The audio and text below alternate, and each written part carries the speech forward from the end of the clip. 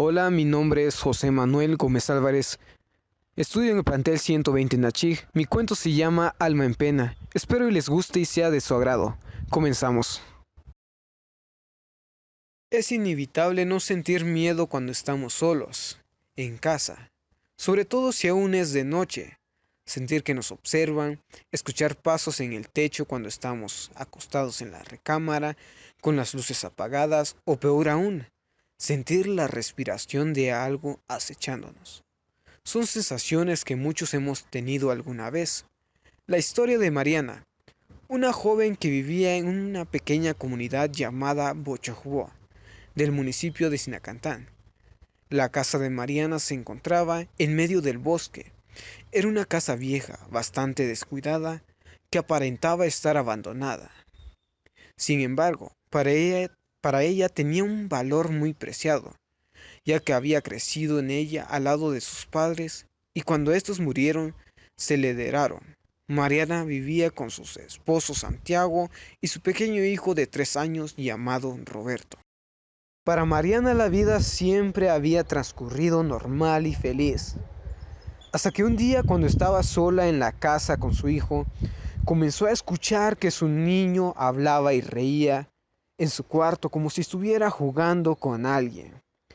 Eso la hizo dejar lo que estaba haciendo y poco a poco se fue acercando a la habitación sin hacer ruido, pues quería sorprender al niño para ver a qué estaba jugando. Cuando llegó a la puerta del cuarto, ésta se encontraba cerrada. Colocó uno de sus oídos sobre la superficie de la puerta para poder escuchar mejor. Sin embargo, las risas del niño cesaron. Al mismo tiempo logró escuchar la voz de una anciana. Cuando esa voz penetró por su oído, un escalofrío se apoderó de todo su cuerpo y su corazón comenzó a latir muy rápido. Sin pensarlo, sujetó la manija de la puerta, la giró y abrió de manera violenta. Lo que vio la dejó aún más sorprendida, pues su niño dormía plácidamente sobre su cama y todo estaba en silencio. Desesperadamente comenzó a ver por todos los lados de la habitación, tratando de buscar una explicación a lo que había escuchado. Al no encontrar nada, tomó a su niño entre sus brazos y salió del cuarto rápidamente. Más tarde ese día llegó Santiago, su esposo. Traía la mirada perdida y su camisa manchada de sangre. Al no ver, al ver eso, Mariana le preguntó, con una voz temblorosa, qué es lo que le había sucedido, por qué traía la camisa manchada de sangre y con agujeros. Después de unos segundos de silencio, Santiago le respondió con voz agitada que una especie de sombra lo había atacado en medio del bosque, hasta dejarlo inconsciente. De repente el viento vespertino comenzó a correr muy fuerte. El roce con los árboles de pino producían un silbido escalofriante. La escena parecía salida de una historia de terror. El viento azotaba tan fuerte que la débil luz de la casa se apagó por completo, dejando a la familia en penumbras. Santiago recordó que tenía unas velas en su habitación. Como pudo se hizo paso en medio de la oscuridad hasta llegar a la puerta de su cuarto. Antes de entrar, escuchó una leve risa que le erizó los vellos del cuerpo. Cuando abrió la puerta de la habitación, vio a una niña pequeña sentada en el borde de la cama. La niña tenía el cabello largo y negro y vestía a la usanza del pueblo sinacanteco. Al ver eso, Santiago sintió que las piernas no le respondían y dejó escapar de su garganta una especie de alarido, a lo que la niña respondió con un grito ensordecedor que hizo que Santiago se desmayara. Rato después, Santiago comenzó a abrir los ojos. Levantó la cabeza mientras todavía se encontraba en el suelo. Vio a su alrededor. Ya no se encontraba en la casa. Ahora estaba en un espeso bosque con enormes árboles. Intentó ponerse de pie, pero una fuerza extraña no se lo permitió, por lo que se quedó tirado mientras gritaba el nombre de su esposa. Entretanto, Mariana seguía en la oscuridad de la casa. Había escuchado el grito de una niña y el alarido de su esposo. Mientras sostenía a su hijo Roberto entre los brazos, comenzó a caminar hacia la habitación.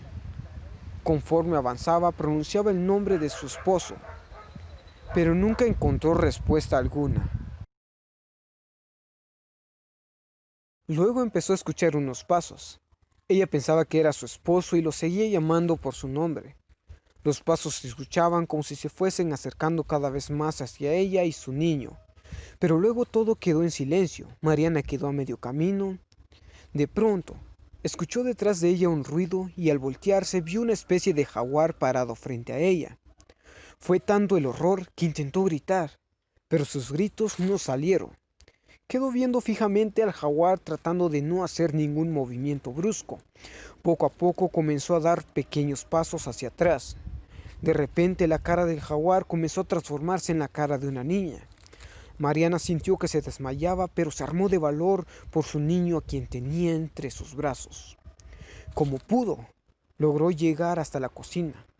Tomó un cuchillo y colocó a su pequeño niño en un lugar seguro de la cocina para que ella pudiera defenderse. Cuando salió de la cocina, el jaguar trató de abalanzarse sobre ella. De manera instintiva, Mariana le clavó el cuchillo en el pecho. El horroroso ser salió corriendo. Sin embargo, cayó herida fuera de la casa a unos pasos de la puerta de entrada. Mariana regresó a la cocina para abrazar a su niño y salir de ahí lo más pronto posible. Cuando pasó cerca del cuerpo de aquel ser, se dio cuenta que tenía la forma de una anciana. Salió corriendo desesperada hacia el bosque. Mientras corría, escuchó la voz de su esposo que la llamaba. Poco a poco fue buscando de dónde provenía la voz, hasta encontrarlo tirado. Cuando llegó a él, se agachó para tomarlo de la mano y al momento de tocarlo, Santiago finalmente se pudo mover. Pareciera como si aquel hechizo que lo mantenía tirado se hubiera roto. Mariana le contó a Santiago todo lo que había sucedido en la casa, por lo que decidieron pasar el resto de la noche rezando en el bosque, pues no quería regresar a la casa. Al día siguiente, cuando el sol alumbraba, decidieron regresar para ver si todavía se encontraba el cuerpo de aquel misterioso ser. Sin embargo, cuando llegaron ya no había nada. Mariana estaba desconcertada. Santiago decidió entrar a la casa para sacar algunas cosas, mientras que Mariana se quedó afuera con su niño, pues tenía miedo de entrar. Se fueron a vivir a la casa de la mamá de Santiago. Días después, hablaron con su curandero del pueblo y éste les dio una explicación a todo lo que pasaron esa noche. Les contó la leyenda de la bruja Jaguar, quien hace muchos años vivió en ese lugar y cuya alma en pena aparece cada cierto tiempo en época de Día de Muertos. Le llamaban la bruja Jaguar porque murió devorada por uno de estos animales cuando caminaba por el bosque. De ahí su nombre. En cuanto a la niña que vieron, es porque la bruja había tenido una hija pequeña que murió cuando era niña. Después de escuchar toda la leyenda, llevaron al curandero hasta su casa para realizar un ritual que protegiera todo el lugar. El curandero también les dijo que la bruja jaguar nunca vuelve a aparecer en el mismo lugar y deben pasar muchos años para que suceda algo similar. Después de la curación, la familia vivió tranquilamente. Y es así como culmina mi historia Alma en Pena. Espero y les haya gustado. Suerte.